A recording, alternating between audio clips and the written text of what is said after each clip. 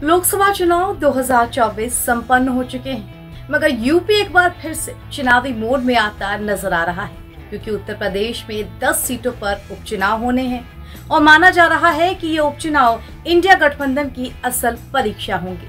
नमस्कार, बहुत स्वागत आपका एनबीटी ऑनलाइन में। आपके साथ मैं हूं ऐश्वर्या। लोकसभा चुनाव के बाद अब सबकी निगाहें टिकी हुई हैं उत्तर प्रदेश में होने वाले उपचुनाव को लेकर। इसे इस तरह से समझा जाए कि लोकसभा चुनाव में शानदार प्रदर्शन इंडिया गठबंधन ने कर लिया।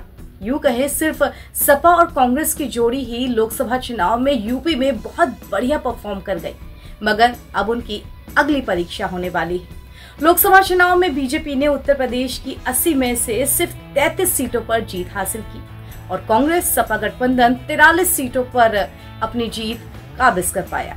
इसमें से सपा की 37 है और कांग्रेस के पाले की 6 सीटें हैं। अब क्योंकि सपा कांग्रेस ने कुल 43 सीटें यानी यूपी में आधे से ज्यादा वाला आंकड़ा हासिल कर लिया है, तो उत्साह जबरदस्त होगा। और इसी जोश में विपक्ष की नजर अब उत्तर प्रदेश में होने वाले उपचुनाव पर भी पड़ चुकी है। उत्तर प्रदेश में लोकसभा चुनाव 2024 का इंडिया गठबंधन विधानसभा उपचुनावों में कितना सफल होगा, इसका इम्तिहान अभी होना बाकी है, यानी कि एग्जामिनेशन का पार्ट 2 एक तरह से विपक्ष के लिए इसे कह सकते हैं। इस बीच खबर यह है कि इससे पहले दोनों दलों के बीच सीटों को लेकर खींचतान भी बढ़ने वाली है। लोकसभा चुनावों में विधायकों के सांसद बनने के बाद खाली विधानसभा सीटों पर प्रस्तावित उपचुनाव में कांग्रेस समाजवादी पार्टी से कुछ सीटें अपने लिए भी मांगना चाहेगी। यूपी कांग्रेस के पदाधिकारी इस संबंध में मुफीद सीटों के बारे में विचार भी कर रहे हैं, ऐसी खबरें भी आ रही हैं। सूत्र बताते हैं कि कांग्रेस में इस संबंध में आंतरिक सहमति बनने के बाद कांग्रेस का प्रतिनिधिमंडल समाजवादी पार्टी के साथ बातचीत कर सकता है। कांग्रेस की मंशा लोकसभा चुनाव में हुए गठबंधन को आगे ले जाने की है और अब साफ तौर पे उसकी मंशा इस बात की भी है कि उत्तर प्रदेश में अपना खोया हुआ जो जनाधार है उसको कैसे वापस पाया जाए। लोकसभा चुनाव में जिस तरह के नतीजे सामने आए उसके मुताबिक उत्तर प्रदेश की जो 9 विधानसभा की सीटें हैं और 1 विधान परिषद की सीट है, अब कुल मिला के इन 10 सीटों पर उपचुनाव होंगे। कारण यही है कि इन सीटों पर जो विधायक थे वो अब सांसद बन चुके हैं और इस्तीफों का दौर लाजमी है, चालू हो जाएगा। इसके बाद प्रदेश की 9 विधानसभा और 1 विधान परिषद की सीट पर अगले 6 महीने के अंदर ही चुनाव कराए जाएंगे। जिन 9 विधानसभा सीटों पर चुनाव होने हैं उनमें से 4 सपा की हैं, 3 बीजेपी की हैं और एक आरएलडी और निषाद पार्टी के विधायक की सीट है। अब कांग्रेस और सपा गठबंधन इन उपचुनावों में किस तरह की रणनीति अपनाते हैं, ये देखने वाली बात है।